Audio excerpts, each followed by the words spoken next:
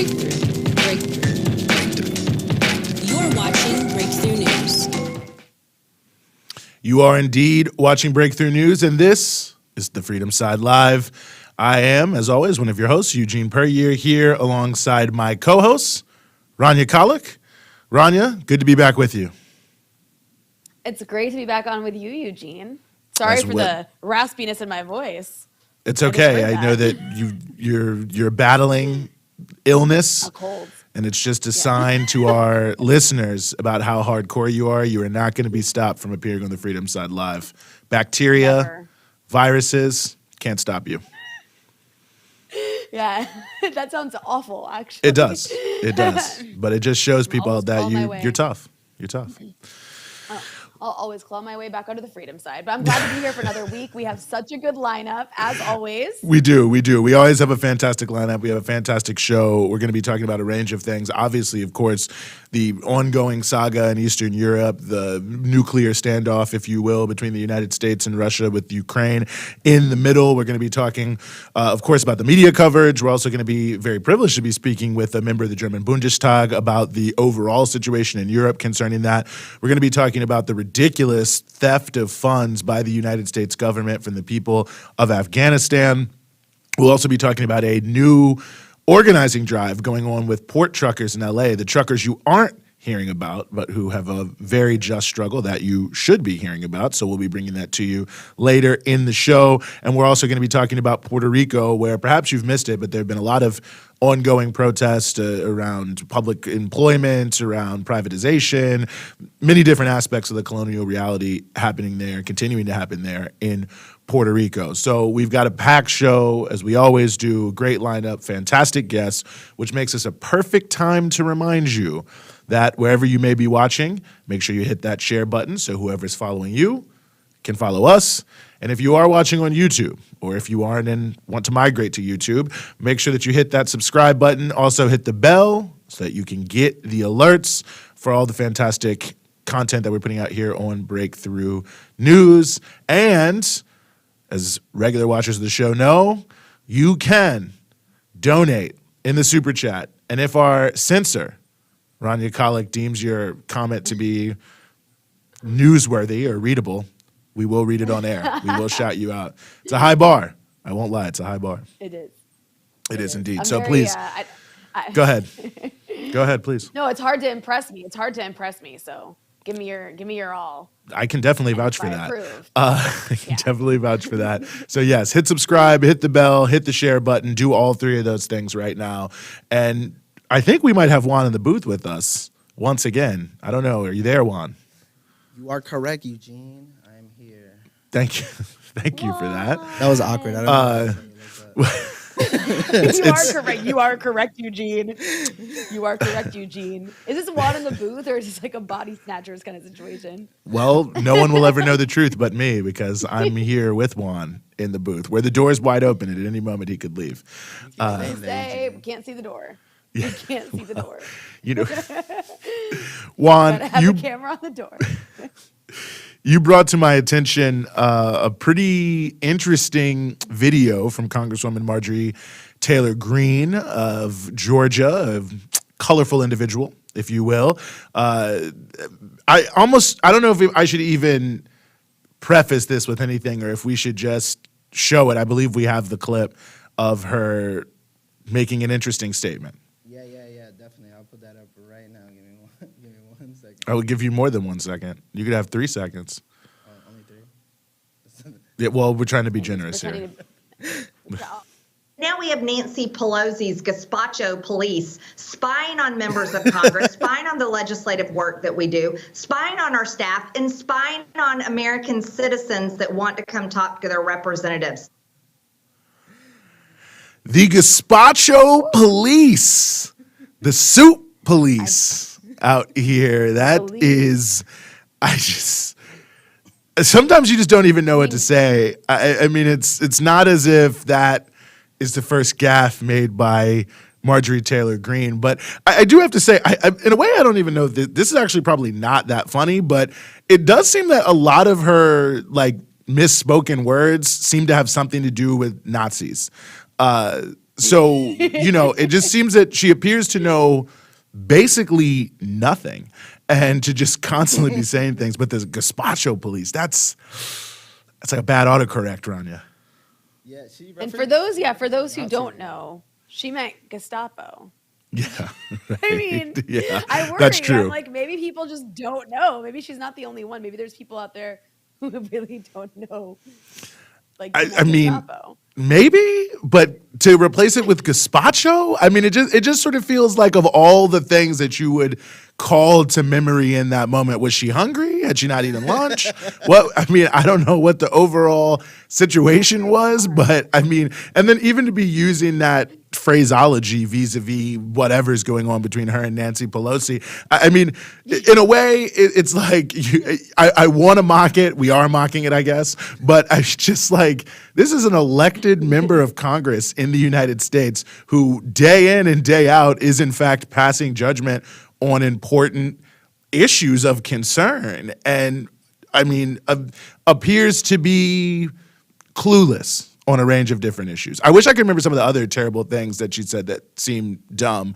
I know I think she was the one who was like working out in her hotel room when she came for the congressional orientation and said, this is like fascism of COVID rules because the gym was closed at her hotel. And it turned out that the gym was in fact open in her hotel at that exact moment. So, it gives you a sense of who she is. I mean, she also is like the gift that keeps on giving in a way, because it's like sometimes you wonder like if she's actually working for the Democratic Party, right? Because she does give this like clownish image that they want of Republicans, but it also is appealing to people. Like, we laugh at it because it's so absurd, but there's people who see that and they're like, yeah, I don't know what gazpacho is either. You know what I mean? Like, it's like the Sarah Palin phenomenon. She's like Sarah Palin 2.0. Sarah Palin was like wildly popular for being an idiot because people could like. Yeah. I mean, that's also true. It's true. It's true. That's why Trump was popular. Like, people were like, yeah, he's just a take that away regular from Trump. He stupid. was a genuine idiot. Like, it's like stupidity is like glorified. Yeah, you can't. But there's like a certain level of like clownishness that's glorified. Yeah. I see what you did there, by the way, Juan. No soup for you. The gazpacho police. I thought the soup Nazi was Sacha Baron Cohen. When you guys showed the photo earlier. I really appreciate that you're that honest, Rania. Well, maybe I'll sound as dumb as Marjorie Taylor Greene, and I can have as big an audience as she does. Well, to be honest with you guys both like CrossFit, so you got a lot of things coming in together here. I mean, she's good. She's good. No, it's actually sad. She is quite strong. People were like laughing at her because they thought she was doing pull-ups the wrong way, but she was doing really, really difficult, like kipping chest ups. Juan, you probably know what that is. The CrossFit pull-ups, yeah, the kip-ups. It's CrossFit stupidity. But it is really hard. No, it's like not quite a muscle up. It's really difficult. And I was like, it actually kind of scared me how strong she was. Like, because it's hard to do. I can't do that. I'd like to see maybe her and 50 Cent hanging upside down at the start of the next Super Bowl halftime show and just get a sense of that strength. 50 Cent got a lot of hate from his hanging upside down. There's a lot of body shaming happening for 50 Cent. Well, listen, I think if you get the distinct honor of performing at the Super Bowl halftime show, you have to take people clowning you with a. No, but he kind of deserved it because he's always clowning people online. That's true. That's true. Turnabout is fair play. Turnabout is fair play. Well, in other news, I don't know, Juan, if you have this tweet, this NYPD tweet that's now deleted. Yeah. The NYPD got in some hot water yesterday after putting out this tweet, which, just to reiterate here, is no longer up. And long story short, if you can't fully see it, is they were celebrating how successful they've been in stopping shoplifting, but almost all of the products that they displayed are crucial products for people to survive. It's like diapers, Tylenol, all sorts of things that are, it's not Rolex watches. Let me put it to you like that. So, of course, they were being widely panned for criminalizing poverty, which is, of course, exactly what they're doing, and revealing that, the so-called shoplifting crisis or whatever that's allegedly going on in the country, which if you watch cable news has been consistently talked about all over the place. I saw Al Sharpton was on, I think, Morning Joe or something, talking about a guy stealing steaks. So this whole idea that there's this massive rash of people stealing things and it's so evil. And then here's an example of the police celebrating cracking down on this, but the crackdown is cracking down on the fact that, you know, basic goods that people need to survive, they can't actually afford, surprise, surprise, in the richest country in the history of countries. And then they deleted the tweet because, well, I mean, you look at it.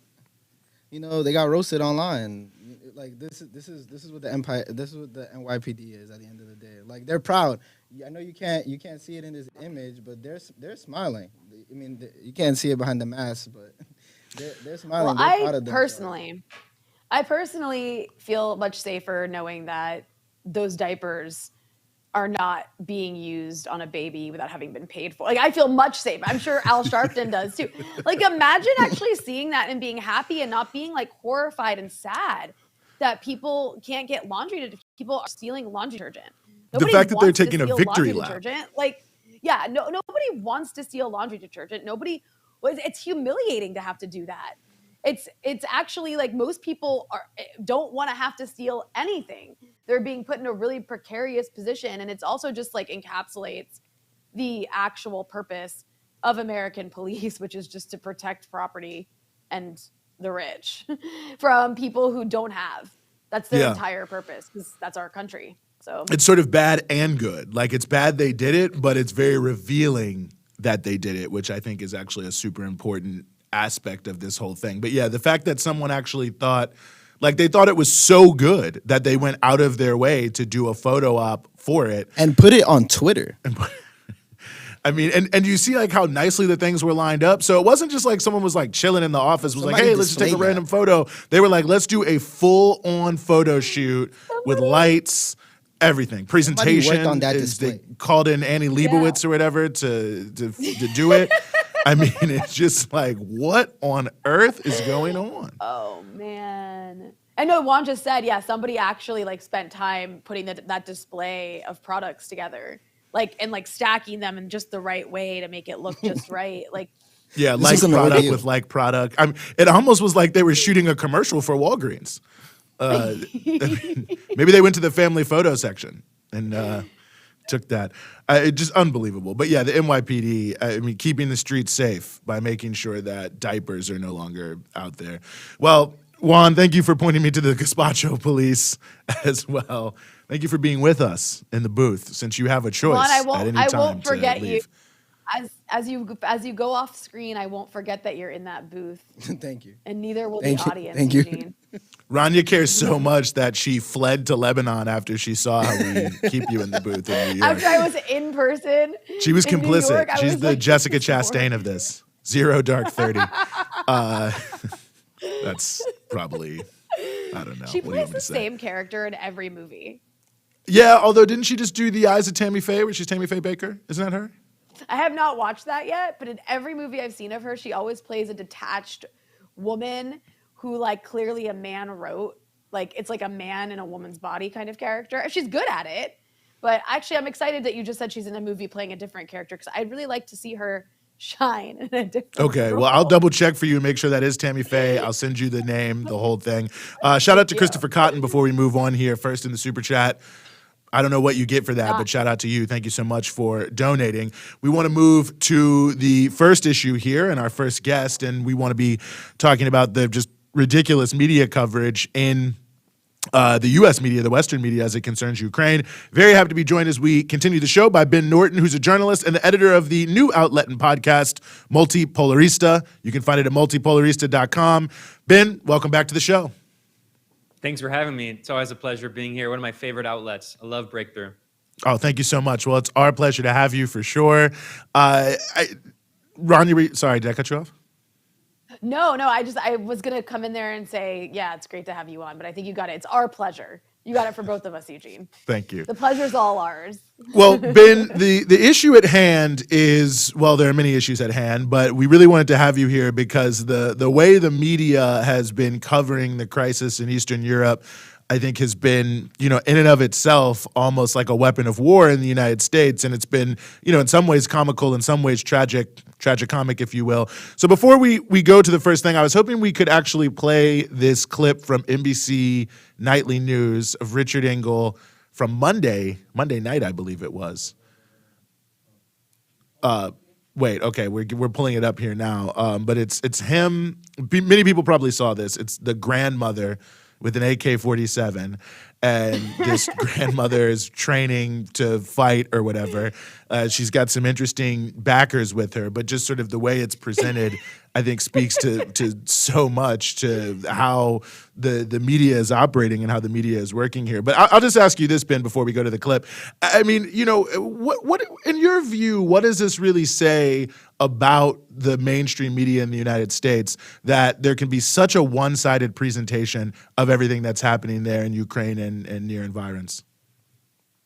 Well, it's further evidence of the fact that Western corporate media outlets simply reflect the interests of Western governments, and not only politically, but even when it comes to the actual so-called reporting, almost all of these stories are attributed to anonymous U.S. intelligence officials. So these are the great CIA spies who brought us hits like the WMD's fake news scandal, who brought us fake news like the claim that the Iraqi military was taking babies out of incubators in Kuwait, that Muammar Gaddafi was giving Viagra to soldiers, that Havana syndrome was this crazy, sci-fi dystopian attack by Russian and Chinese ray guns on U.S. diplomats and spies. Actually, it ended up being mass hysteria. The point is, all of these stories have something in common.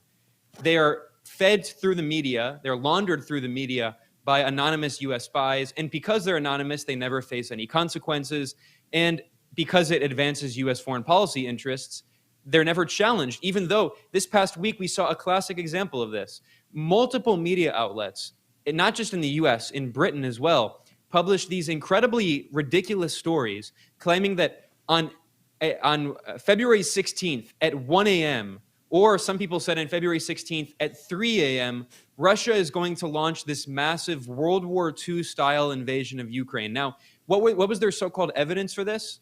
It was anonymous U.S. spies, U.S. intelligence agencies. Now, today is the 17th, and it didn't happen.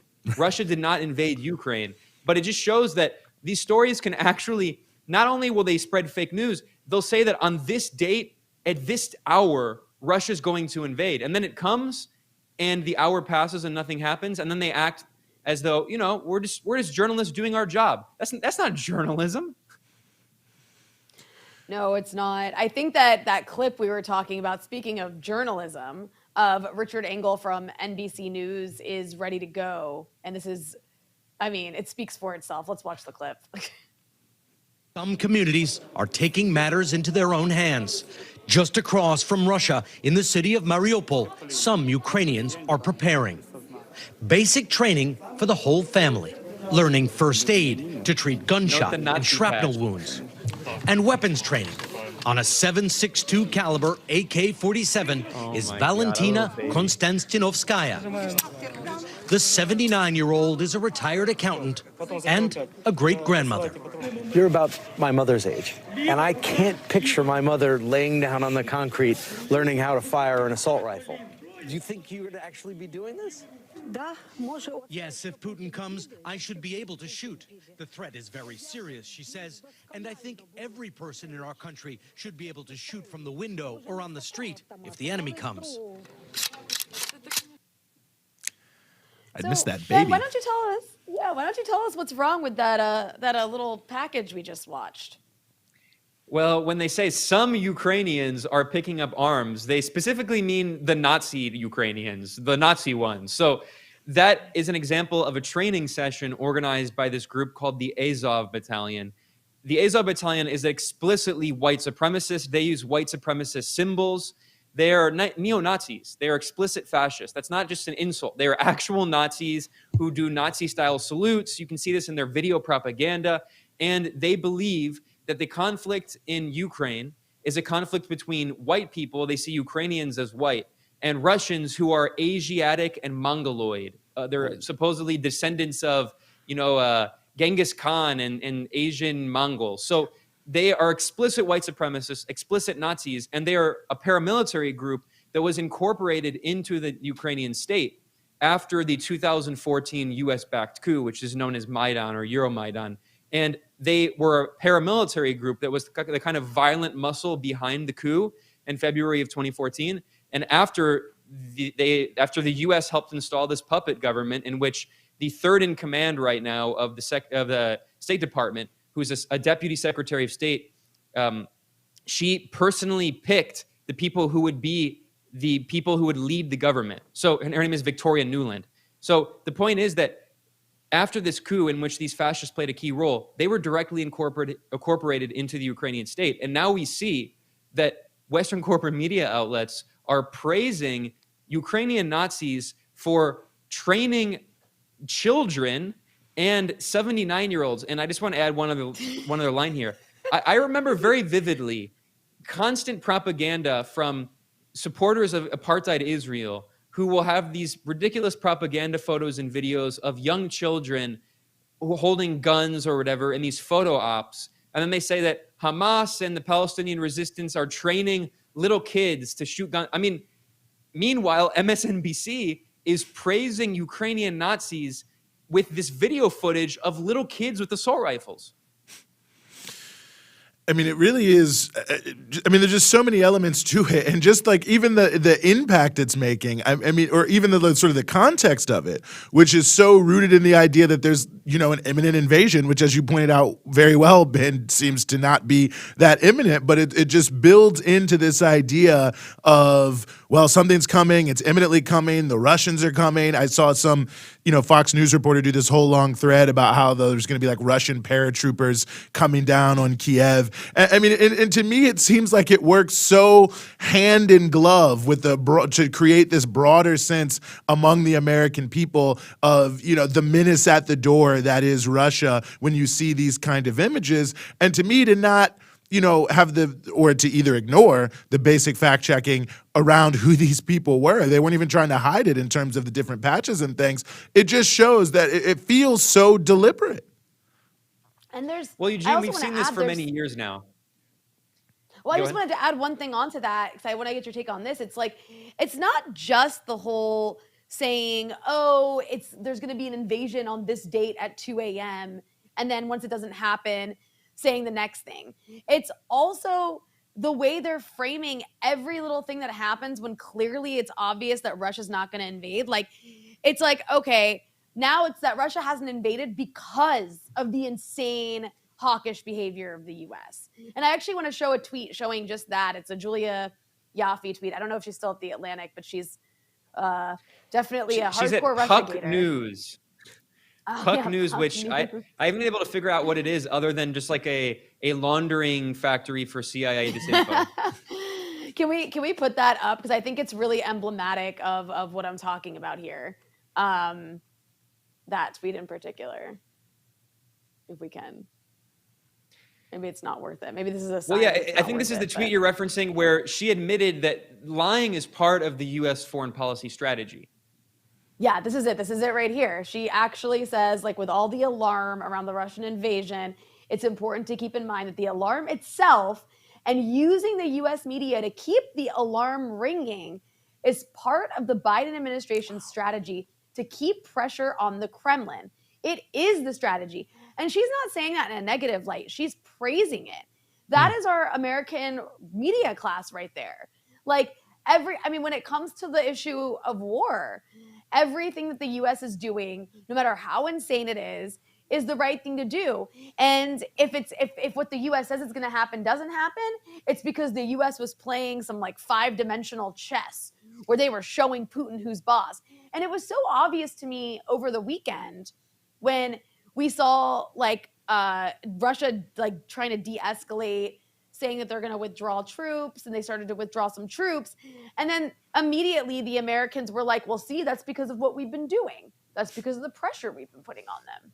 So it's like they're all working in tandem. I can't remember another time, except maybe with the war in Syria, but this might be worse, where the U.S. media and all these journalists were just like acting as stenographers in the most like shameful way for the U.S. State Department. Yeah, absolutely. I'm glad you mentioned the Julia Ioffe tweet. I was going to mention that because it really shows, one, this example of a reporter who just regurgitates claims from anonymous U.S. intelligence officials. I mean, basically all of her stories are fed to her by U.S. spy agencies. And two, it shows how willingly they just praise anything that the U.S. government does as this masterful strategy. And it shows how Washington's and also London's strategy is to have their cake and eat it too, and to say that, well, we manufactured this crisis and supposedly Russia's going to invade. It didn't invade, therefore it's proof that we helped avert this disaster that we created in the first place. And I think we should talk about why this is happening. You know, I mentioned that London is involved, and we've seen this very interesting division within Europe. And I think it shows these growing cracks within the NATO bloc between the US and Britain, the Anglo-American powers, if you will, and on the other side, Germany and France. We've seen that the German Chancellor Olaf Scholz was just in Moscow meeting with President Putin. And similarly, President Macron of France also just took a trip to Moscow. Germany and France are trying to reduce tensions. They don't want a war in Ukraine. And that is because they want to import cheap Russian energy. Of course, it's not out of benevolence. They want to import cheap Russian energy. This is all about the new Cold War. I think we really need to keep in mind what's happening here. And not just Russia, but also China. This is all about keeping Europe dependent on the United States, enforcing NATO bloc discipline, and preventing countries like Germany and France from having closer relations with both Russia and China. I mentioned, of course, importing gas and oil from Russia. In the case of Germany, President Biden made this very clear in the press conference he had with Olaf Scholz, the Chancellor of Germany, in which Biden repeatedly said, I mean, he just emphasized it as hard as he could, we are going to cancel Nord Stream 2 if Russia invades. We are going to cancel Nord Stream 2. This is a massive pipeline being built between Russia and Germany, which would mean the end of Ukraine as a gas transit state, which means Ukraine would lose billions of dollars per year that it gets in fees for transiting gas from Russia to Western Europe. So this is about keeping Germany down, keeping Germany dependent on U.S. energy exports. The U.S. has actually, in the past few months, become the largest exporter of liquefied natural gas, the LNG, in history. Larger than Russia, larger than Qatar. The U.S. is now the largest exporter of LNG. And that is because Europe has been importing more gas from the U.S. because it's not importing that gas from Russia. And we've seen that Prime Minister Boris Johnson has been repeatedly saying, we are preparing a massive sanctions package against Russia. So what is happening is the U.S. and also London, as its kind of junior partner in crime, they're trying to enforce this NATO bloc discipline on Western Europe, especially Germany and France, to prevent them from economically integrating with Russia and China. Yeah, go ahead. I just think it's so important, everything you're saying, and this is why this is never ending. It's like every time a deadline is met, they change the goalposts or they change the deadline.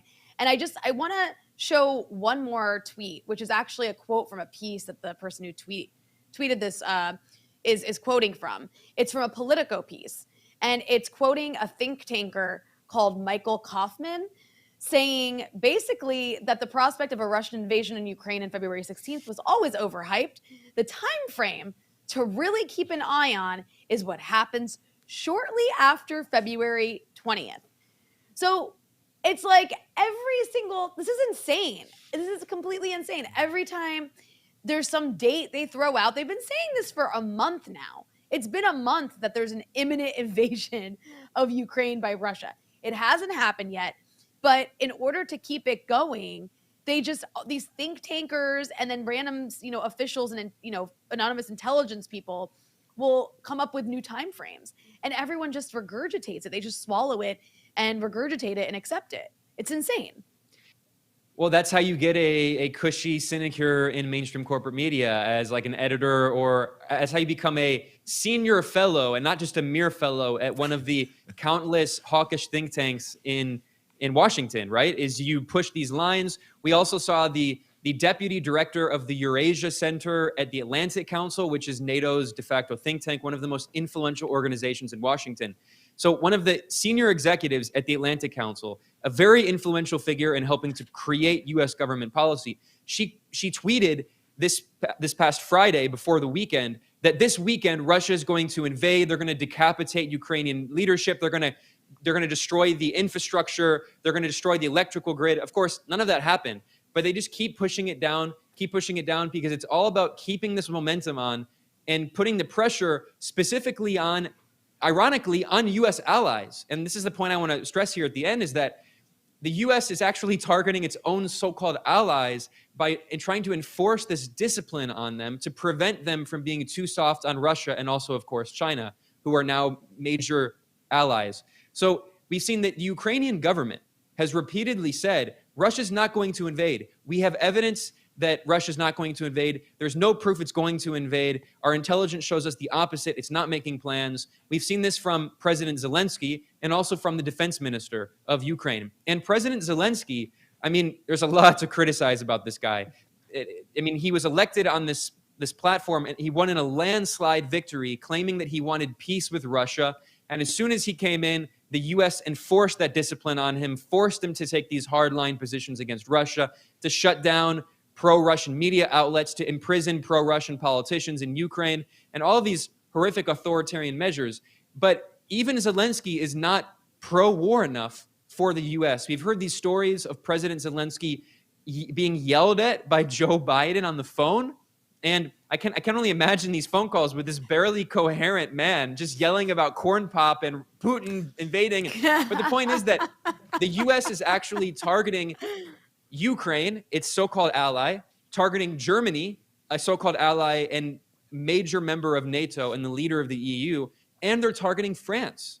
So we see that just as in the first Cold War, the U.S. bullied its so-called allies in Western Europe, in the new Cold War, it's all about bullying Western Europe to make sure that they never become too pro-Russian or too pro-Chinese. Very well taken points all around. Ben Norton, editor of Multipolarista, multipolarista.com. Thank you so much for joining us here on the Freedom Side. Thanks for having me. Keep up the amazing work. I always love your streams. Hey, thank you. Well, speaking of Europe, that was a great note to end on there from Ben. We are very honored as we move the show forward to be joined here by Sevim Dagdelen, who is a member of the German Bundestag, where she represents de Linke and is the spokeswoman for that party for international politics and disarmament. Minister, thank you so much for joining us here. Oh, you might be muted.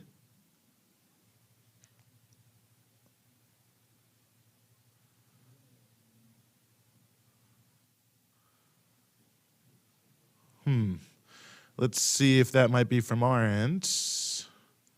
I can't hear you quite yet. Yeah, we'll get this figured out. We'll in get just this a figured moment. out. But it happens, every week, right? Like it happens. At least half the guests are. I think that's actually not having true. The struggle. That's you're last few weeks it raising feels the bar like it. too high, percentage-wise. I'm It's a bit smaller dramatic. percentage. I'm a dramatic person. I've traveled with you, so I know. Did she know? Not on the stream. Oh, sorry, revealing your secrets. But I thought that Ben's points were very well taken, just in terms of the discrepancy, the last point he made there between what the Ukrainians are saying and the U.S. government. And you'd think at a certain point, I saw somebody tweet this out, a journalist, I believe, in Kiev, an American journalist. I want to say it was someone for Time, but I can't remember fully. But he was actually speaking to this, that his sources in the Ukrainian government were essentially saying to him, well, we thought that this was going to be good for us at first, more money, more guns, whatever. The hype was good. We were going along with the hype, but we've bitten off more than we can chew. I mean, I'm paraphrasing now, but essentially saying that they thought it would all work in tandem, that it would all basically work out. And ultimately now they're very concerned, quite frankly, about what is going on, because they think that it could be, extremely destructive. Obviously, there's so many. I mean, look so at the many negative destruction of the economy. The Ukrainian economy has tanked. The U.S. I mean, speaking of the U.S. hurting its own allies, not even speaking of the disaster that would happen if there was actually a war provoked by this U.S. behavior, but the Ukrainian economy, the U.S. has literally been telling everyone to leave Ukraine. Yeah, that is terrible. Okay, I think we have our economy. guest back. Okay, maybe not. Sorry, I interrupted you there, Rania. But you were making great points. That's my fault. No, but it is really if I was Ukrainian in the government, even if I was pro-US, I would be really angry right now because you're telling the world that our country is an unsafe place, that there's about to be a war here, and you're literally telling your own citizens to leave. You're moving your embassy out of Kiev. Like, these are all signs that when people see, they're going to move their money out and they're going to move themselves out. And that is really destructive to a country's economy, not to mention the fallout if there was an actual war, because of course it would be Ukrainians and Russians dying. But it really is just incredible how the US is behaving towards its own allies to the point where, like, this is actually probably in the long run going to do, I would think, some damage to the US relationship with both Ukraine and a country like Germany. No, of course. Serge, who is in the super chat, and of course, thank you to everyone who is in the super chat and making any sort of donation, making some interesting points here, saying that they're afraid of, with the U.S. government being so skilled at projection and blaming others for what it does itself, that the American handlers of the various Ukrainian forces might attack Donetsk and start the war. And I think that's a very, prescient point, Serge. And obviously right now we can see what has happened over the past, let's say, 24 hours, where at the line of contact there in eastern Ukraine and the Donetsk region, there's been an increase in the exchange of shell fire. And, we've been talking about this, Brian Becker and I, the host of the Socials program, have talked about this a couple times when I've been, great. It's been great for me to be there as a guest, about how these little incidents can easily become big incidents in a moment like this. And, someone fires an artillery shell. Well, for instance, there was a shell that at least allegedly hit a kindergarten. Now, I just want to say that there's some dispute about that. But just to use that as an example, there was no one there. No one was hurt. But imagine if in that kindergarten there had been like 12 kids and, an errant shell or something like that, or a deliberate shell, who knows, then hits, then the next thing you know, you have this massive crisis and moving on. So I think that we are ready to go. We have Sevim Dagdelen with us, who's a member of the German Bundestag representing Die Linke. Minister, Hi, thank can you hear me now? We can. Yes. Ah, Perfect. yes, we can. Well, thank you so much for. Go ahead. We can too. Yeah. Well, thanks so much for being with us. And, I think, as you probably know, here in the United States, Germany and Germans are being portrayed as, not in favor of what's going on in Ukraine, as sort of a block to the more warlike policies. And I was hoping you could talk about, why is it that many people in Germany do seem to be skeptical of the U.S. policies in Eastern Europe? Well, we're skeptical because firstly, of our experiences with the U.S. policy. Just imagine or remember 2003, when Bush and his coalition with some countries like the UK, they were invading Iraq because of weapons of mass destruction. Remember the Minister of State, the Secretary of State, Colin Powell, with his famous show on the UN Security Council, where he showed all the world his proofs, his so-called proofs about weapons of mass destruction. And we know now 1 million dead bodies in Iraq because of this invasion of the US, and no one is responsible. Till today, no one is responsible, no one else responsible for all these death bodies. And then the birth of ISIS just because of this US war in Iraq, for example. And the other thing is, we know the situation is very serious and threatening, but the people are not stupid. And even the German people are not stupid. They know very well, if there is a war with Russia, the war is then in Europe and not in America. They have the Atlantic. It's very, very far. It's a very big distance to the US. So the people know here in Germany, we are living here on one continent. We are living here door to door to our neighbors, and we want good neighborship. We want good friendship. The one of the principle of German policy should be and could be, and it was for a long time with Chancellor Willy Brandt from the Social Democrats, for example, it was friendship with Russia, because we owe it to all the victims of our history. I mean, 2 times, 2 world wars, and 2 times the Germans attacked the Russians. And even Napoleon, the French, attacked Russians. It was never ever the Russians who are attacking other countries. It was always a victim of attacks and invasion plans. And that's why I think the people in Germany, they know still how it is to have a war, how it is to have destroyed states and cities, how it is to have nothing to eat. So that's why the people are very concerned. And what concerns us all is that the US administration apparently knows better when a Russian invasion will take place in Ukraine than the Russian government or the Russian president. And that makes us clear. I mean, that makes us asking, what does Joe Biden know what Putin doesn't know?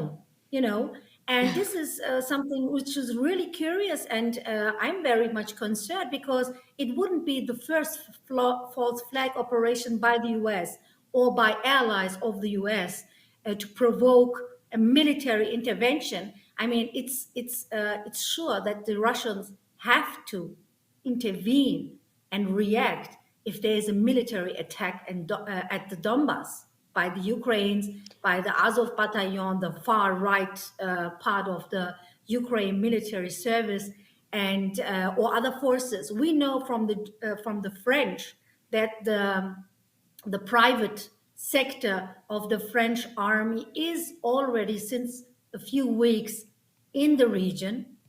And we know MI6, we know from CIA and other services, they are already there in the region. And that is not a good build up, you know. All this build up leads to this question: who has the interest of the tensions? And a clear answer to that question of whose interests are served, and most importantly, whose interests are harmed by this easing of tensions, is provided by a single stock exchange report in these days. For example, the US fracking company, Occidental Petroleum, for example, in which Warren Buffett has a significant stake, lost 2.6% of its stock value on Tuesday, following the first signs of de-escalation when the German Chancellor Scholz was in Moscow speaking with Putin, and followed by a further 3.3% on Wednesday. So they lost a lot of percent and on their stock value, and the reason cited was the easing of tension on the Russian-Ukrainian border.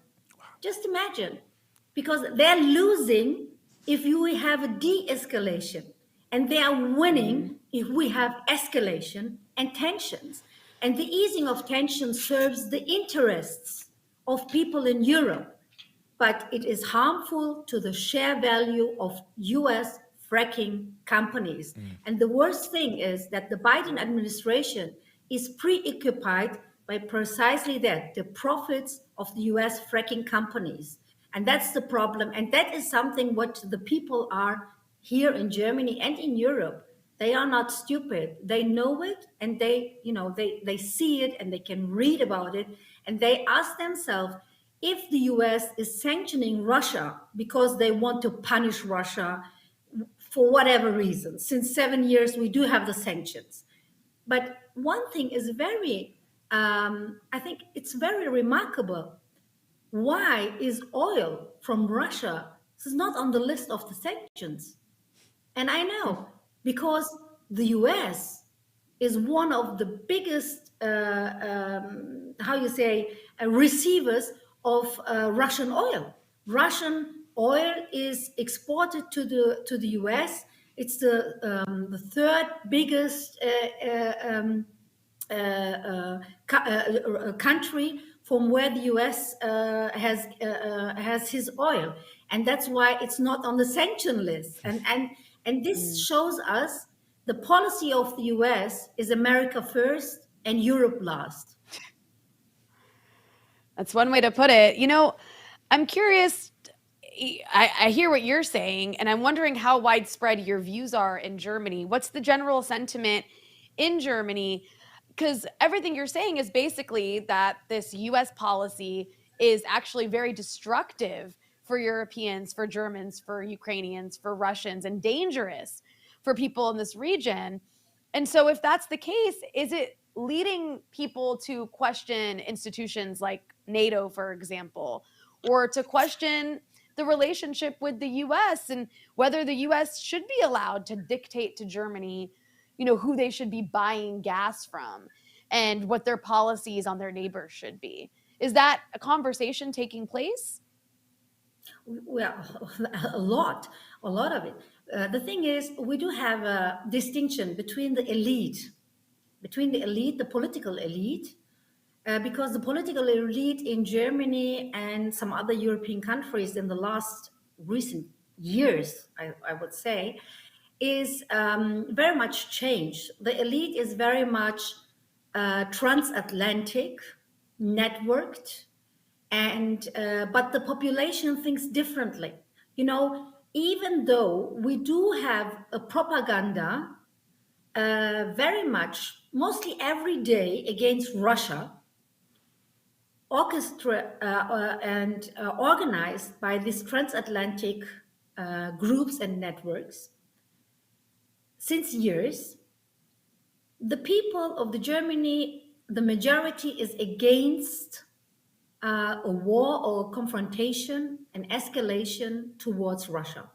The people in Germany, in a whole majority, it's 80%, about 75, 73, it's just changing sometimes, but more than 70% of the German population is always in favor with a friendship and good relationship and good neighborhood with Russia. And even though we do have such a propaganda on the Ukraine crisis, the US wants us, the Germans, to make arms sales or just give it for a gift, not just sailing. They don't want to sell something to Ukraine. We are giving them as a present. So we should give them arms, German arms. And even though we do have all these, every day on television, in the press, in the newspapers, this propaganda, we should give them arms. 70% of the population is against the arms to Ukraine. They don't want it because they know arms are not a part of a de-escalation policy.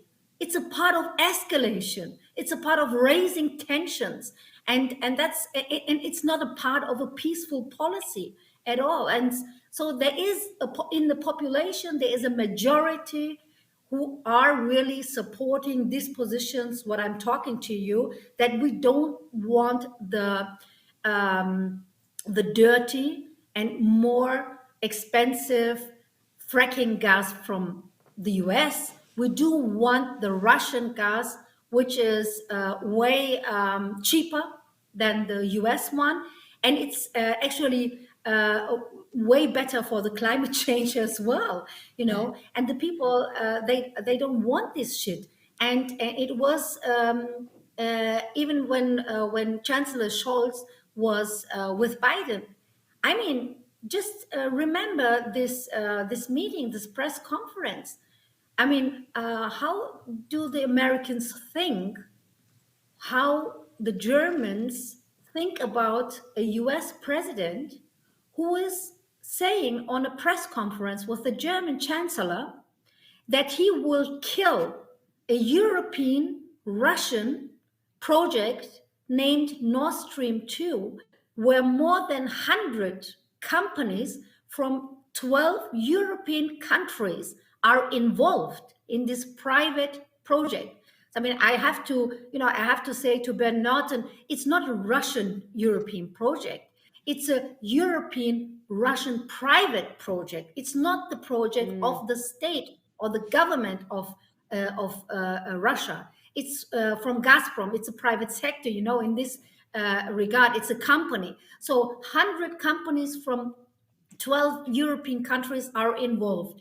They made an investment of more than 12 billion euros to this project. And the U.S. president says, I will kill Nord Stream 2, and no, don't bother, and don't be concerned, because I can help you with my LNG fracking gas, and that shows us that the U.S. has no allies.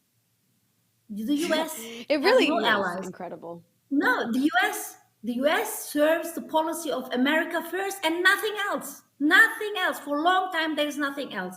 The Americans, they don't want the American administration. They don't want allies. They want slaves in the international policy. They want countries who are doing this, what the Americans want to. They have satellite states, satellite countries. That is what they want. And the first Secretary General of the NATO, Lord Ismail, he once said he was very honest, actually. He said that the Western Defense Alliance, the NATO, was created, and I'm citing him now, to keep the Americans in, the Russians out, and the Germans down. And that's the policy of the US. One thing that is so presented to Americans is that there is no alternative to NATO. It's the only solution for peace in Europe. So I ask you, if not NATO, then what? What are the alternatives for Europe? Well, I do not think that the NATO is a defense alliance or whatever. It's a war alliance, and under the order of the U.S. administration. And we saw it in Afghanistan, in Libya, in Syria, in Iraq, and so many other countries. So I think at latest, the point where the Warsaw Alliance pact was over, and they said, okay, we don't want this anymore. At latest, NATO should have give up then. And the problem with NATO is they couldn't stop because of their hunger, or because of the imperial hunger. And so they want to just, be bigger. And now, especially because China is rising economically, very much rising, the biggest challenge for the Western imperialism. So China is rising, and the US is going down, not absolutely, but the tendency is going down. So they are more aggressive, more arrogant, and more dangerous, of course. And that means to us, for the Europeans first, I think we as Europeans, we do need a collective security system in Europe, which really is fulfilling the security interests of the Europeans and not the US. And if US is a very good friend and an ally, they would support us, because in Europe, stability and peace in Europe can exist only with Russia, not against Russia, not without Russia, only with Russia. And we must understand this principle. And the people in the US, they must understand this principle too, because it is vital for us in Europe. So if someone in the US wants to do the Europeans a favor, they should support us to build a collective security system with the Russians. And I hope the French President Macron, of course, he is doing this for interior reason as well, because the elections are coming up. So he has to show profile. He wants to be the peacemaker and to win the elections. The same thing with the US. Joe Biden is very much under pressure. His Build Back Better bill is destroyed. He couldn't fulfill or give or deliver proposals or his what he said in his electoral campaign. So he couldn't deliver this. So, and now he looks a little bit weak in the U.S. and tries to to change the picture by creating tensions, creating international crisis. And I think for us Europeans is very, very much important. We want to have good relations with the U.S. Yes, of course, we know it from our history, and we owe the U.S. a lot. But we live door to door with the Russians. They are our neighbors, and we should have good relationships with our neighbors as well. As I wish for the U.S. that they would have good relationships and neighborhoods in Latin America, for example. Well, I'll tell you, I share that wish very much. Well, Minister, we really appreciate. Oh, please go ahead. I just want to add something. For having a good collective security system here in Europe, it is very much important that after the French left, the Russians left, the French left, the British left, the soldiers, it's very much damn time. It's really damn time that the US troops are leaving this country. And not only the troops, I would say they should get their nuclear weapons with them to the US as well. We don't want them. The majority of the people in Germany, they do not want these nuclear weapons here because it's a security risk for us, all of us. And we have, we have a resolution by the German Bundestag, the German Federal Parliament, since 2010. All the parties, they voted in favor of this resolution.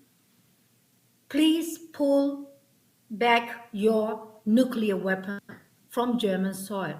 And for that reason, I think it's very, it's very important to have a connection in the peace-loving people in both sides, in the US and in Germany and Europe. We know the transatlantic faults are very much connected, very much in media, in politics, in economy, everywhere. But we do have a really big lack. It's a very big mistake, and we should correct this one and build a very left, or let's say peaceful transatlantic partnership. Transatlantism is not wrong in a principle. We can have a left transatlantism. We can have a transatlantism of peace movements from the US and in Germany or in Europe. And this would be my wish for the upcoming time between Germany and the US, that we can show that there is an alternative possible. We do not have to have war just because of this transatlantic network of warmongers. We can show them an alternative. Mm-hmm. Well, that's a wish I hope comes true. Absolutely. And we really, really appreciate you giving us some of your time, Minister, here on the Freedom Side. Just thank you so much for joining us. Thanks for having me. Thanks a lot. Oh, of course. Pleasure was all mine. Well, I agree 100% there, Rania. I think stronger connections internationally between, anyone around the world, certainly America, Europe, Latin America, Asia, is going to be crucial if we're going to change some of these things we're always talking about. And just a couple shout outs here. Lucretia Williams donated there in the super chat, saying that they've come a long way from studying international relations to radical politics and understanding empire. Thank you, BT, for helping cut through the noise. Thank you for watching. That is exactly why we do it, and so it's good to know that it is helpful for people. Melissa Melendez and Curious49 also threw in some donations there to the super chat. So shout out to all of you, quite frankly, for being here, and I think that's important. And again, thank you to our guest, Sevim Dagdelen, who's an MP in the German Bundestag for Die Linke, for joining us and giving us, I think, an important perspective that you never really get in the American news. And she mentioned quite a bit issues of empire, and we want to turn to another issue of empire here, and that's what's going on with Afghanistan. I don't know if it's in Afghanistan, but the issue of funding that people have seen, the Afghan funds, frozen Afghan funds being redirected. We are very honored to have here with us as we continue the show, Kathy Kelly, who's the co-coordinator for the Ban Killer Drones campaign and who's organized and joined many delegations to Kabul. Kathy, thank you so much for being with us. Well, thank you. It's a privilege to be on your show. Thank you. Well, the privilege is definitely all ours. And I guess I wanted to ask, what your thoughts were when you saw this move by President Biden to divert these funds, the Afghan government funds, away from Afghanistan. Not only what you thought about just that move, but what the impact of this really is on the Afghan people. Well, I surely felt dismay. I mean, the people of Afghanistan are already immiserated and suffering gravely. 1 million children face starvation, and I had to ask myself, given the history of the United States treatment of infants and children in Iraq who suffered and died because of economic sanctions that the United States insisted on over 13 years, now we have 1 million children facing starvation. Does this country believe in child sacrifice? Is that what we should understand? Oh, Rania, you're muted. Sorry, this time it's my fault. Okay, now that I'm unmuted, I think that's a really excellent point you just made. We're talking about the U.S. government that's, of course, starved children in the past for geopolitical purposes, is currently helping starve Yemeni babies, that we see that happening, supporting Saudi Arabia's war there. But what's so shocking, I think, about what's been done to Afghanistan is you have these billions of dollars that belong to the country's central bank.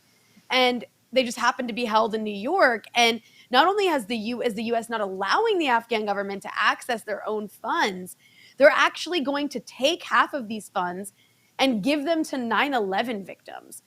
So I guess, can you talk a little bit about the absurdity of that, the absurdity of punishing Afghan babies for something they had nothing to do with, to give money? It's just like a political ploy, it seems to me, to make Biden look good. But what are your thoughts on that?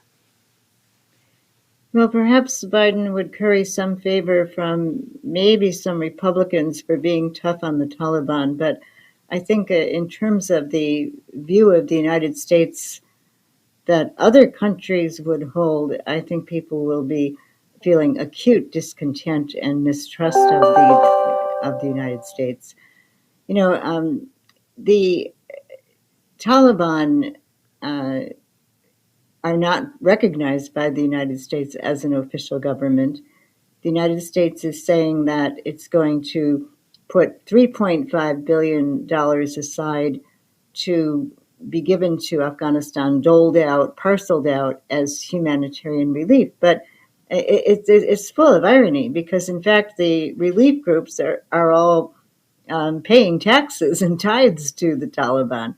So that's one aspect of the hypocrisy of this move. Right. But also, none of these funds would even be freed up until the court cases that you mentioned with regard to families of victims from 9/11 are resolved. Well, the courts can move very, very slowly. And so it could be many, many months. And Afghanistan is facing an immediate crisis right now. People don't have enough fuel during harsh winter weather. People can't feed their families. People can't earn incomes because for teachers, for healthcare professionals, for civil servants, those incomes would be paid by the central bank. Those are the funds that belong to Afghan people who are now struggling to survive a very, very difficult winter.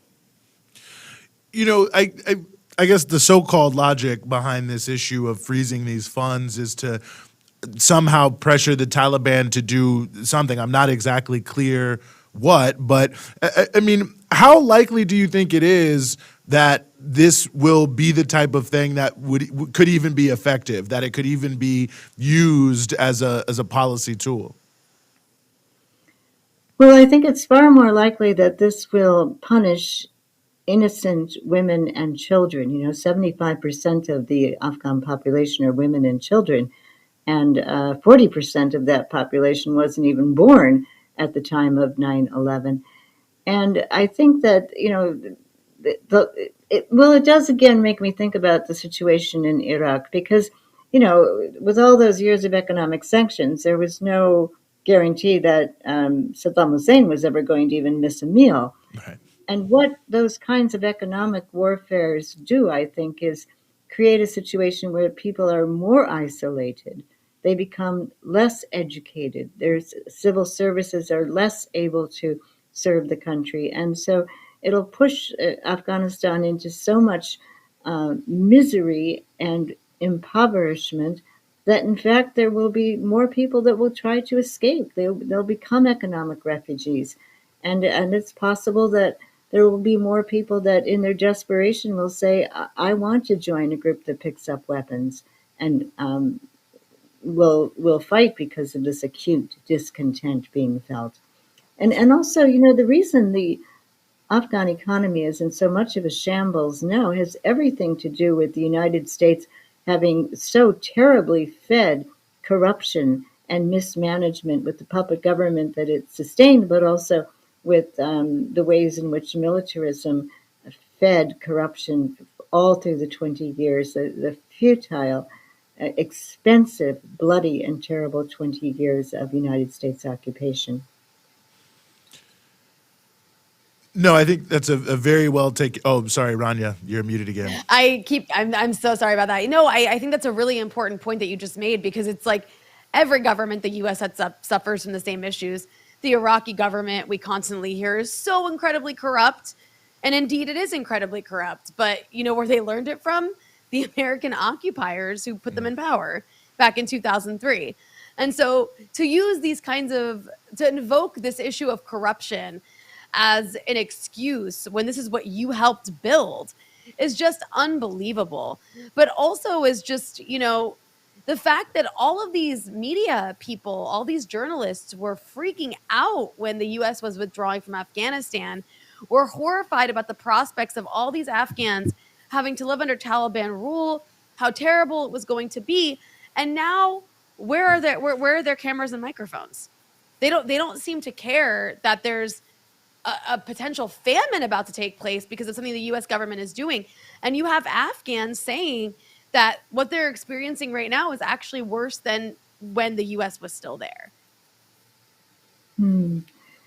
Well, it's certainly true that more attention was paid to Afghanistan during the 2 weeks of the United States horribly botched removal of troops and evacuation. More attention from the media was paid during those 2 weeks than during the entire previous 20 years of U.S. occupation. And so I think average U.S. people have very little awareness of what's been going on in Afghanistan. And I think, many people don't know that throughout that occupation, there were people that were rounded up and tortured routinely in places like Bagram or sent to Guantanamo. There were thousands upon thousands of drone attacks, like the attack that killed the family of Zemarai Ahmadi. What was unusual about that attack on August 29th that killed 10 people was that there were international journalists there to cover it. Otherwise, those kinds of attacks were routine. And then, of course, the night raids terrified people again and again all throughout the country. And many of the people who collaborated with those kinds of actions, Afghans who collaborated, were amongst the ones who were evacuated and came to the United States. But the people remaining in Afghanistan, most of that population, and it's an agrarian economy, is going to be struggling to feed their families. If the farmers can't sell the crops that they want to grow, then they can't afford to cultivate the land, and people will be pushed more and more toward misery, hunger, disease, and a failed state. Well, Kathy Kelly, co-coordinator for the Ban Killer Drones campaign, bankillerdrones.org. Thank you so much for giving us some of your time here on the Freedom Side. Thank you for listening. Bye-bye. No, of course. Pleasure was all ours, as it always is. Rania, I mean, just unbelievable situation. Well, I don't know, maybe it's not unbelievable, but just crazy. Yeah. Yeah, well, actually, people always say, "Oh, it's not unbelievable." I don't know. I'm not watching the chat like you do, but one thing that Bill Ayers told me many years ago now, actually, is he said even when you start to understand that these things are totally believable because of the way the system works, you should never lose your sense of outrage because it is outrageous, even if it is believable. Completely. So I think that's important. Well, talking about outrageous. I absolutely. Yeah. No, please. Sorry. No, I was going to agree with you. That's it. Okay, well, I always accept your agreement, but talking about outrageous, I'll tell you one outrageous thing is the treatment of many workers in this country, but certainly many truckers, especially at ports around the country.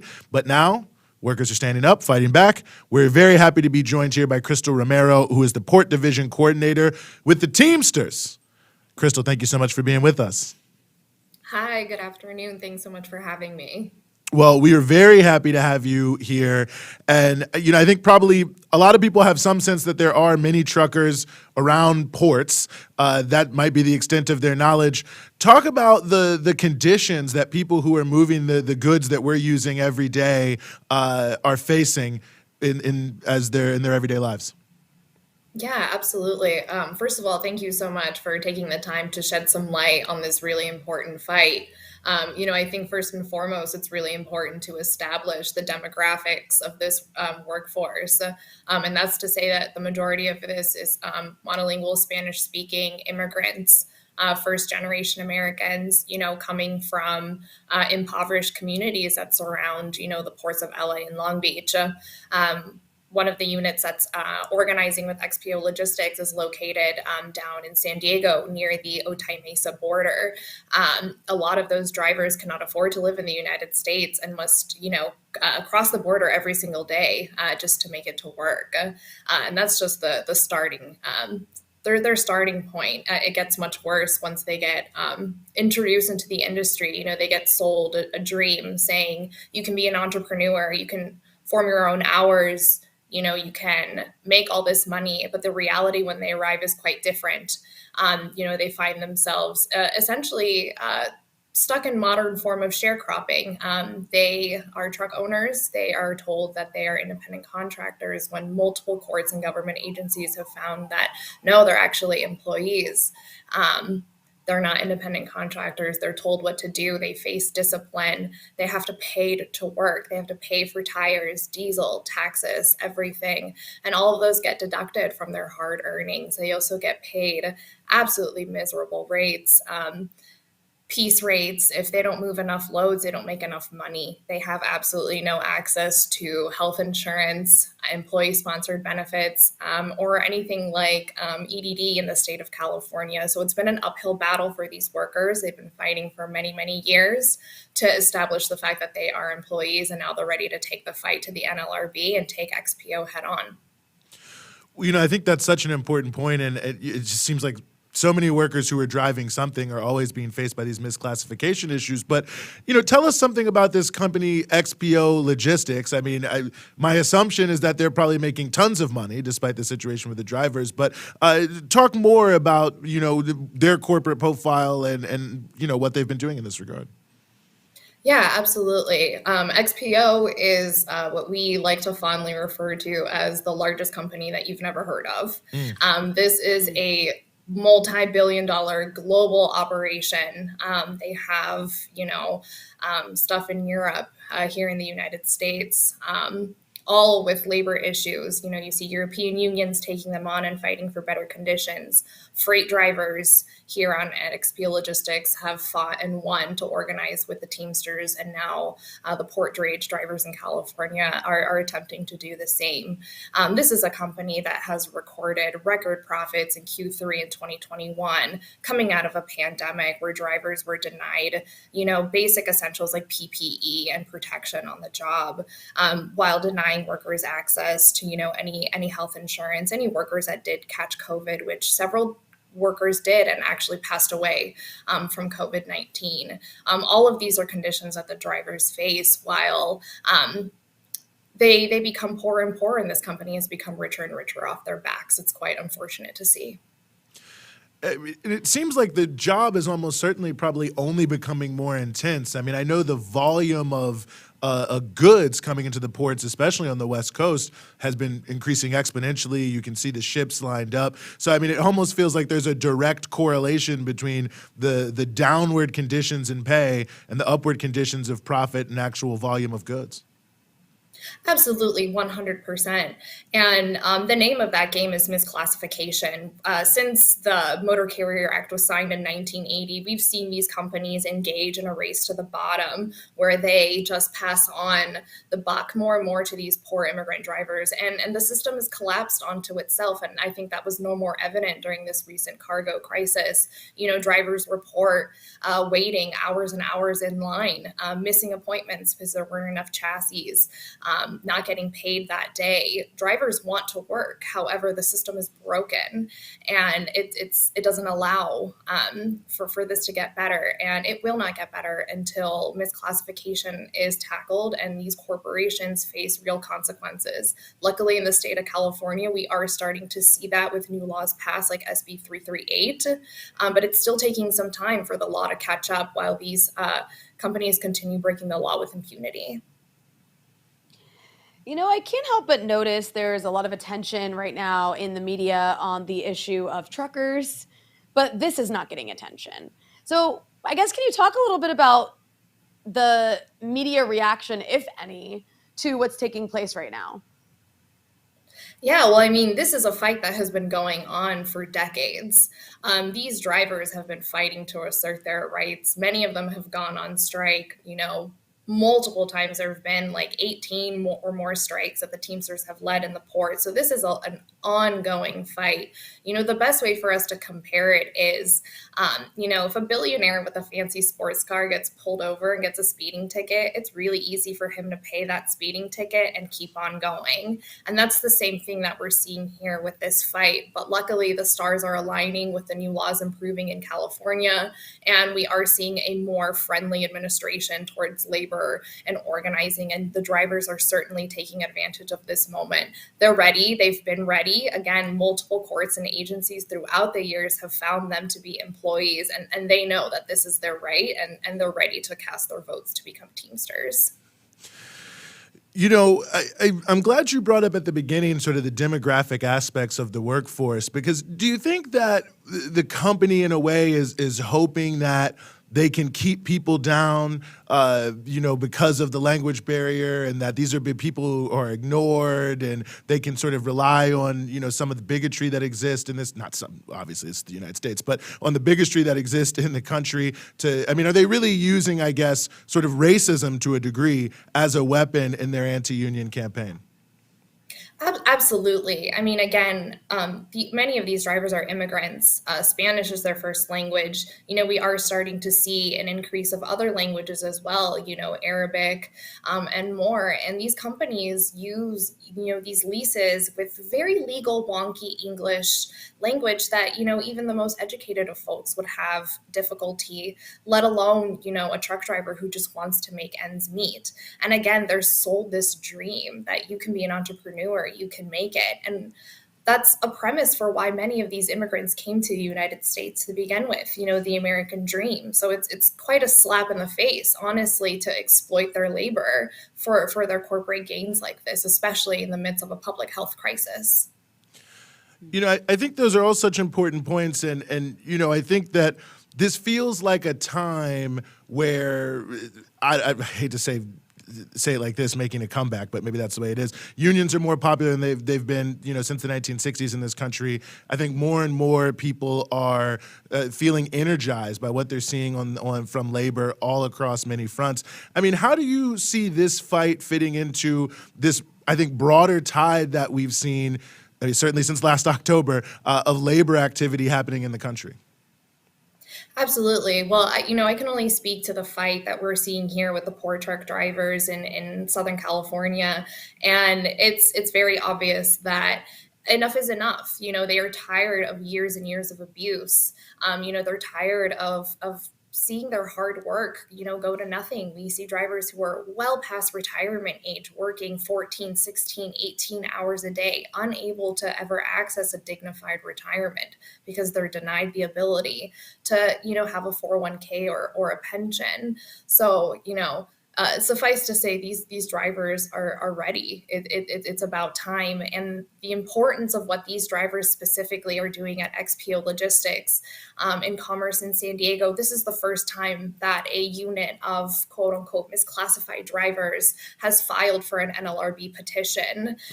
And in it, we are alleging that misclassification in and of itself is a violation of the NLRA because you are preventing them from unionizing under, the rights that the LRA guarantees you. So this is a very important fight for the misclassified truck drivers. And misclassification is something that's creeping into the industry. It's the same playbook that gig companies are using it. We're seeing it used by Amazon in the warehouses. So if we don't tackle misclassification now, it's going to get out of control. So we're extremely proud to stand with these drivers as they continue to take on companies like XPO and the ports. Mm-hmm.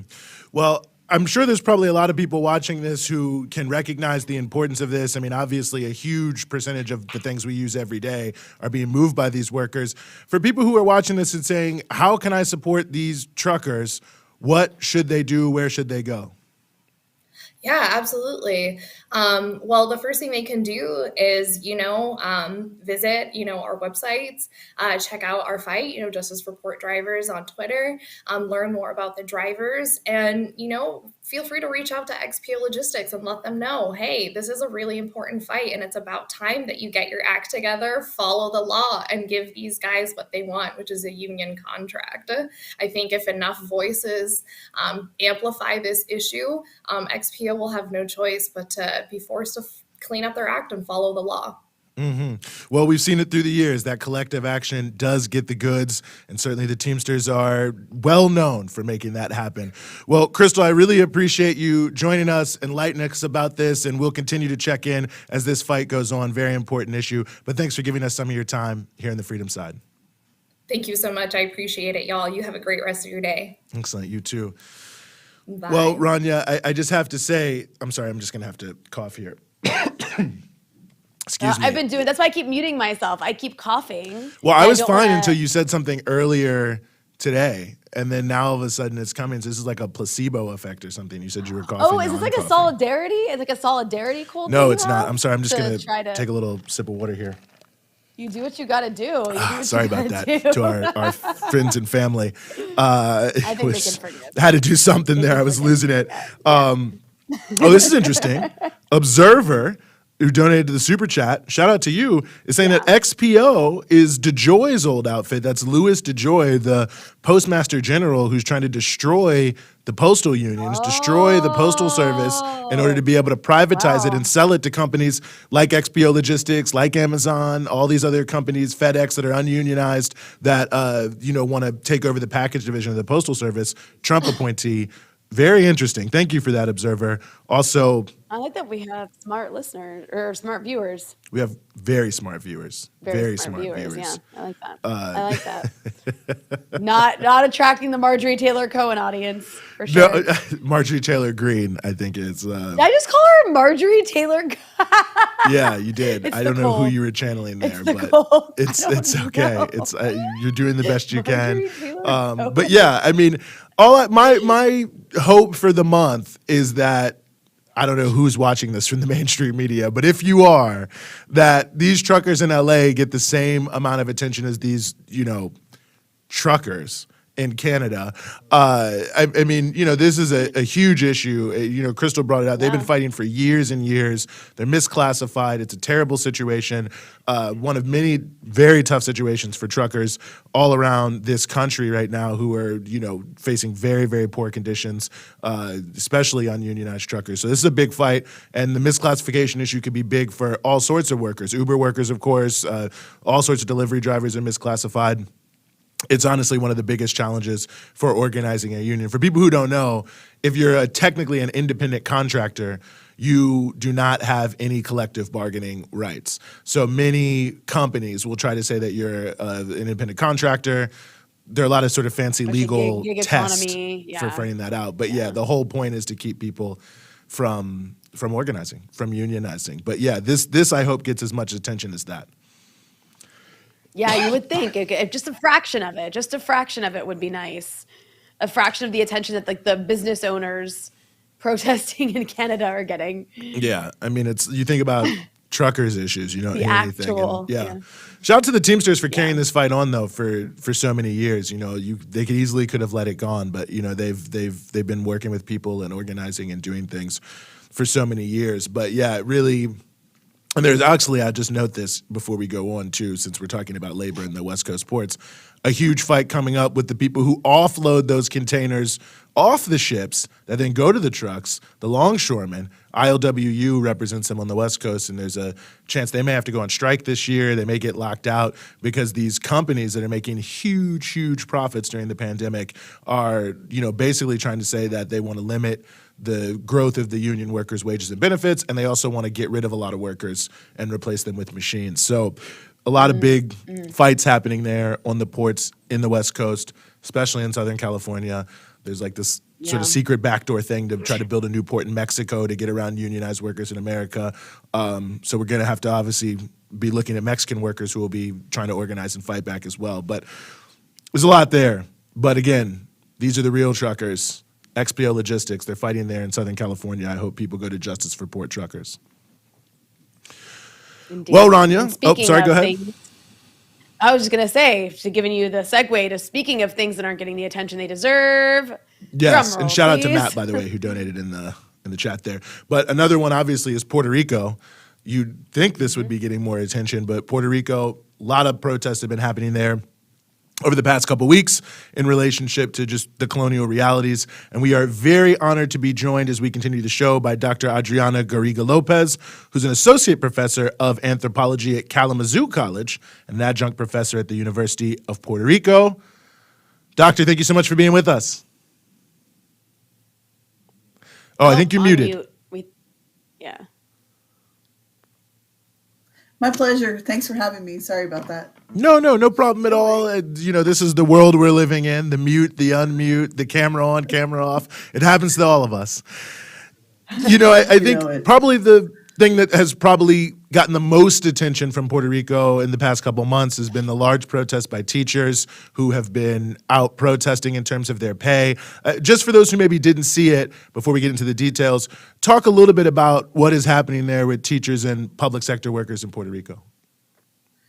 Sure. Well, I'm happy to be here talking about this really important issue. And what's happening is that teachers in Puerto Rico are standing up and demanding a fair wage and also demanding fair retirement. So part of what is involved in the agreement reached through the Fiscal Control Board for the bankruptcy process they designed for Puerto Rico is severe cutbacks on salaries for public workers like teachers and severe cutbacks on retirements that had previously been promised to them. And so I think people were kind of waiting to see what was going to be the outcome of the process. But once the courts decided to approve the budget with all of the cuts that it includes, I think we've seen a ramping up of resistance and a very clear demand from people in Puerto Rico that they want to be able to live in Puerto Rico with dignity. They want to be able to feed their families. They care about the work that they're doing, and they're simply not being given the resources to be able to do it. And so it's really wonderful to see the solidarity that the teachers have generated. We've also seen firefighters joining the protests. Today, we saw the arrest of employees of the Transportation Authority in San Juan who blocked the offices where they work this morning, preventing people from coming in, also demanding a living wage. And there's been continued resistance to the expectation that there's going to be even further cuts and even deeper and worse austerity than Puerto Rico has already seen during this period in which people have been trying to recover from Hurricane Maria, which was not even 5 years ago, and of course the ongoing earthquakes that are taking place in Puerto Rico, as well as the pandemic. So given that context, I think people are fed up. They're ready to demand what is rightfully theirs, and I'm in support of all of these protests. Mm-hmm.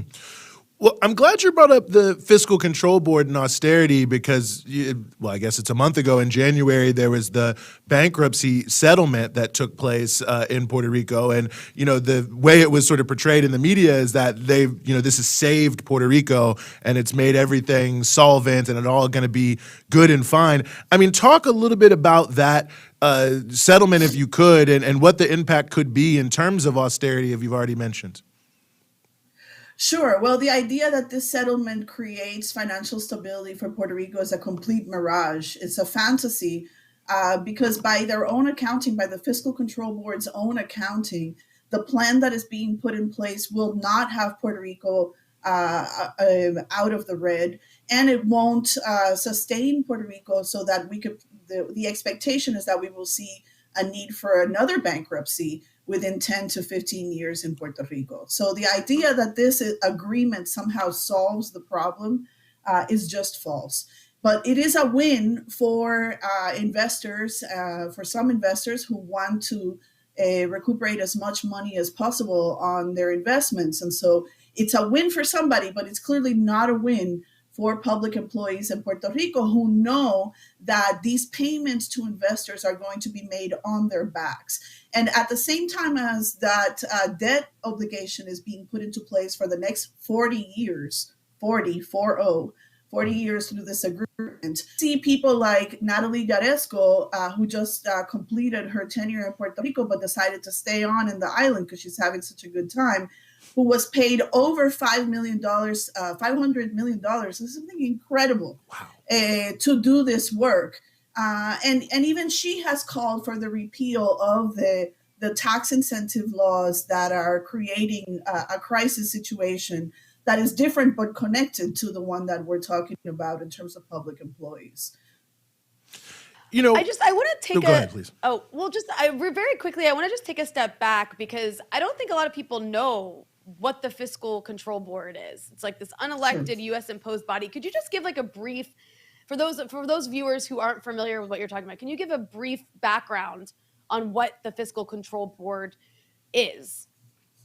Absolutely. But the Fiscal Control Board is an instrument devised through the Promesa legislation passed under President Obama, designed by Republicans, implemented in 2016.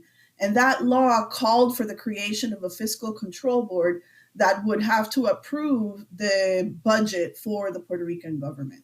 So this entity has powers over and above the elected representatives in Puerto Rico, including the legislature and the governor, right? So what we've seen over the last few years is a kind of negotiation between the government in Puerto Rico and this Fiscal Control Board, which is completely staffed by bankers and investment bankers, et cetera, to negotiate the budget to try to bring it back into alignment with a payment plan. But in that process, the University of Puerto Rico has seen its budget more than half removed. We have seen hundreds of schools closed, public schools closed in Puerto Rico, famously under the direction of the criminal Julia Kelleher, who has now pled guilty to 19 counts of fraud in that process, and many other unbelievable situations in which the people of Puerto Rico have been fleeced in the service of this irregular bankruptcy process, which was necessitated by the removal of Puerto Rico from the federal bankruptcy legislation in 1984. So Puerto Rico used to be able to use bankruptcy laws, but in 1994 it was prevented from doing so. And that led to this situation in which there was no way for Puerto Rico to declare bankruptcy. And that's why Promesa then generated this avenue, which was the Fiscal Control Board and the process in the courts that led to the approval of the current budget, which is the one that public employees are protesting against. I mean, maybe this seems obvious to some people, but I think it just feels so colonial. I think obviously for most Americans, the image they think of Puerto Rico, they think, oh, it's just like a state. There's just like a democracy. It's a part of America. But just looking at how essentially no matter what Puerto Ricans want, Wall Street, the government just does whatever they want. I mean, is this what people mean when they say it's a colonial relationship? That's part of it for sure. But Puerto Rico is a colony of the United States. It's a territory of the United States by the United States' own admission. And so there's no doubt about that. There's no debate about whether Puerto Rico is a colony or not. Puerto Rico is a colony of the United States. And so this process that we're seeing with the Fiscal Control Board and basically the takeover of Puerto Rican government and finances in Puerto Rico by legislators and these investment bankers is the direct result of the congressional doctrine of unincorporation, which holds that Puerto Rico is an unincorporated territory of the United States, which makes it, and I quote, foreign in a domestic sense to the United States. So what is foreign in a domestic sense? It's basically the creation of a category of exception that then allows for mechanisms like the tax evasion scams that are drawing extremely wealthy Americans to Puerto Rico, which is leading to a huge housing crisis where people in Puerto Rico are not being able to afford, not just buying homes, but renting homes. Because we've seen such a huge influx of people who are trying to live out their pandemic dreams in a tropical island. And so that has led to the literal displacement and takeover of communities in Puerto Rico because of this tax incentive that is based on the colonial exception of Puerto Rico as an unincorporated territory. But there's an additional element, which is that Puerto Ricans that have been living in Puerto Rico are also not eligible for those tax incentives. So it is very clearly a plan to replace the population of Puerto Rico by bringing in wealthy investors on the model, I think, of what happened in Hawaii more than a century ago, right? Where eventually Puerto Rico will be merely, the population of Puerto Rico will be merely in positions of servitude to wealthy investors and vacationers in Puerto Rico. That's the vision for so-called economic development in Puerto Rico. And it's a nightmare for anyone committed to, continuing to see Puerto Rico, be full of Puerto Ricans, Puerto Rican culture. We're seeing all of that under threat. There was something else that happened in Puerto Rico that's related to a lot of this, and that was the power outages that were taking place. I'm not sure what the situation is with power outages now, but there was the privatization of the electricity grid that led to massive protests over power outages. I'm curious if you can maybe give us a bit of background on what was happening there and an update on where things are going with that. I can try. That's a long story, but I can try to tell you what I know. The Cliff Notes version. I apologize. Right. I'll give it a shot. So we've seen, the privatization of the electricity system in Puerto Rico after Hurricane Maria under the logic of recovery, which has really been a smokescreen for anti-union policies, union busting. And that union for the electrical company in Puerto Rico was one of the strongest unions in Puerto Rico. And this privatization dealt almost a death blow to that organization. So we saw many workers just unemployed or moved into positions where they were redundant or where they had no previous experience or desk jobs that had nothing to do with their extremely specific skill set. And knowing this electrical system better than anyone, they were basically pushed out of that market. And then U.S. workers working for U.S. companies who bought the electrical system came in and took over those positions and are being paid sometimes twice and three times what Puerto Rican workers were paid. And there was a period in which there were many blackouts and the people were very angry about the poor service they were receiving. It seems like the service has stabilized somewhat. It's definitely been a little bit more stable, but everybody knows that the minute that there is a serious storm or a hurricane that comes through Puerto Rico, that system will be equally as vulnerable as it was before Maria. So nobody is thinking that the problems there are solved either. It's just that that deal was done, and it was very painful to see those public employees pushed out in the way that they were, their skills and knowledge disrespected, especially after the sacrifices that they had made to put the system back together after Hurricane Maria. So we're kind of in a wait and see situation right there. But I think lots of people in Puerto Rico are aware that this is a fight for our lives, for our communities, for our families. And there are many, many issues. It's not just the electricity issue. It's not just the living wage issue. These are super important ones. But another issue that I'm very concerned about when it comes to the electricity is that this privatization also included the privatization of water reservoirs that were tied to electricity production in Puerto Rico. So, I have a lot of questions about what that means in terms of the privatization of water sources in Puerto Rico, and so on and so forth. These issues are all interlinked. No, I think that's a very well taken point. And, I'm glad you also mentioned the issue of the tax incentives and people moving down there, because there also seems to be an attempt to maybe in a stealth way privatize beaches in Puerto Rico. The Act 22, I think, makes all beaches public property, but we've seen some protests around that. What's going on there?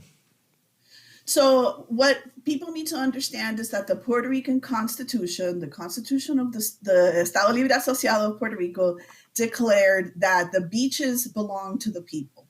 So the beaches in Puerto Rico cannot be privatized because it is codified in the Constitution that the Puerto Rican people have the right to use the beaches, to use coastal areas up to 30 feet in from the tide line. So those are public lands that are being invaded by people who are buying homes under a U.S. understanding of the coast being privatizable in Puerto Rico. You cannot have a private beach.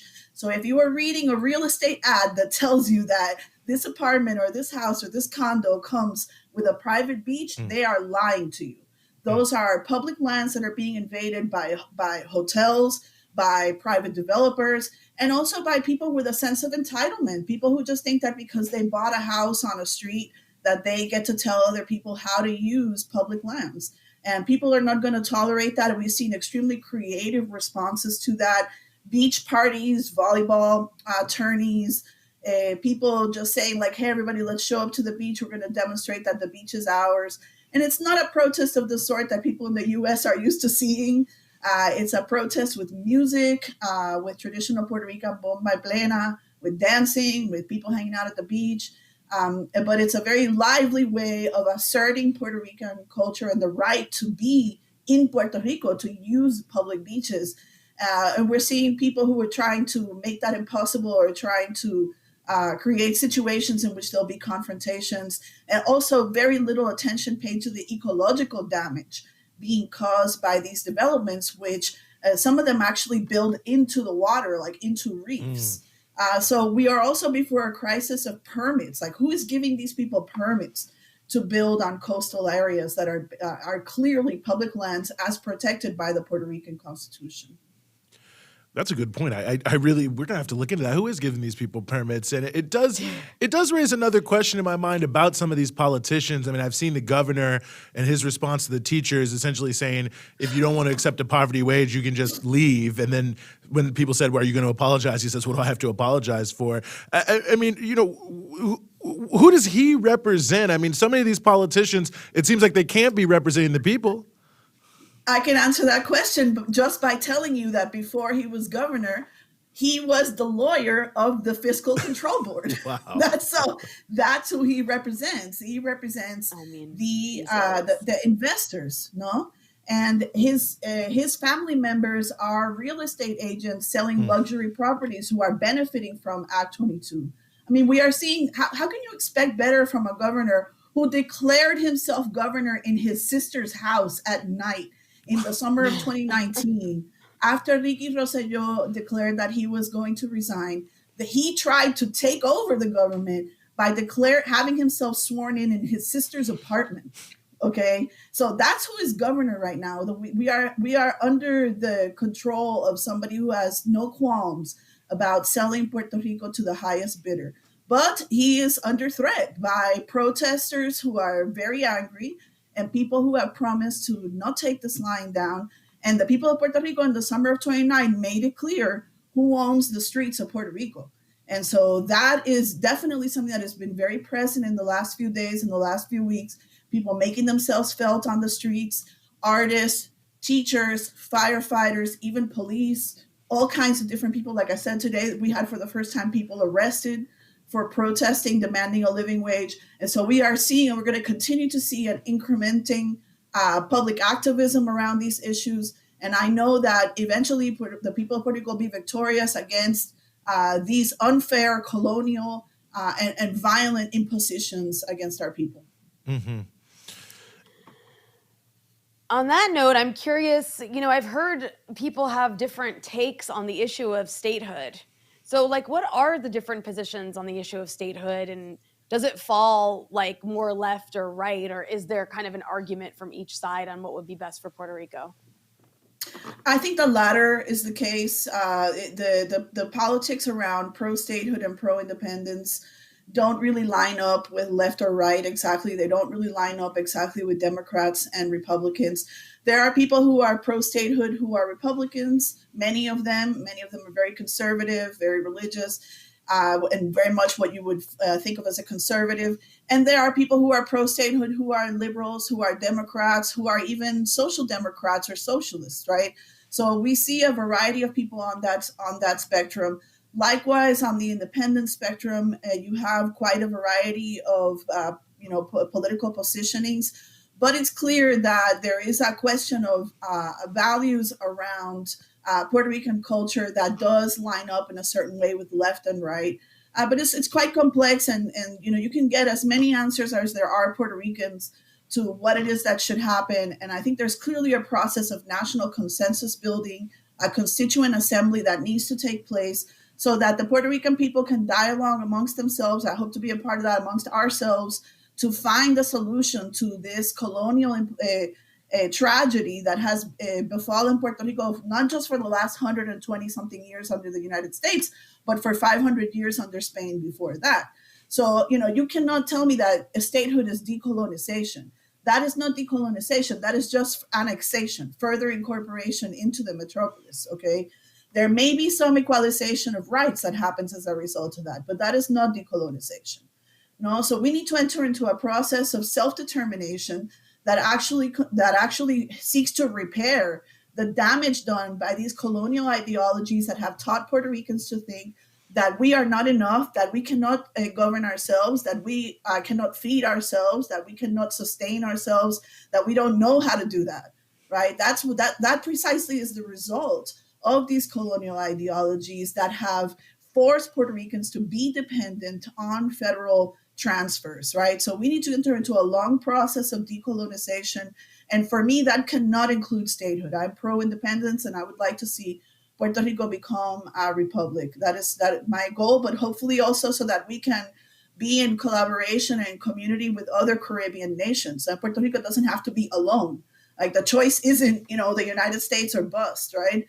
There's a whole other world out there. So I hope that we can find a way to have these conversations and actually, raise these questions and move away from that polarity of statehood or independence and actually seek, to arrive at some kind of consensus around self-determination and end this territorial status, which is literally killing us. Mm-hmm. Well, inspirational to see what the people of Puerto Rico have been doing, and I think inspired the whole world, quite frankly, in 2019 and doing it again now. Mm-hmm. Dr. Garriga Lopez, we really appreciate you joining us, helping us sort through all of this and understand it, and really honored to have you here. Thanks for giving us some of your time on the freedom side. My pleasure. Thank you so much. Mm-hmm.